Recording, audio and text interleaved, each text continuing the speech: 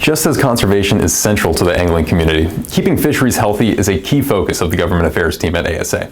So this month, we want to discuss urgent conservation legislation making its way through Congress. The Mississippi River Restoration and Resilience Initiative, or MRRRI for short, would create a transformative conservation program aimed at strengthening and expanding federal, state, tribal, and community efforts to restore the habitat and wildlife of the Mississippi River.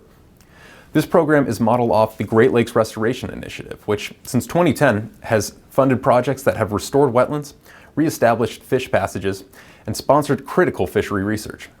MRRRI would work to address similar focuses within the Mississippi River Basin, including habitat restoration, improving water quality, reducing non-point source pollution to mitigate harmful algal blooms, supporting research on fish and wildlife health, and addressing aquatic invasive species. Particularly, when it comes to invasive species, anglers are on the forefront of the crisis in the Mississippi. Invasive Asian carp are well established throughout the river and its tributaries, and species like bighead, silver, and grass carp can eat their weight in plankton and vegetation daily. These carp destroy habitats and food webs for native and game fish that anglers seek out, like bass, walleye, and paddlefish. MRRRI-sponsored projects would bolster existing efforts to remove invasive carp and contain their ongoing spread, helping to turn the tide on watersheds decimated by their impact.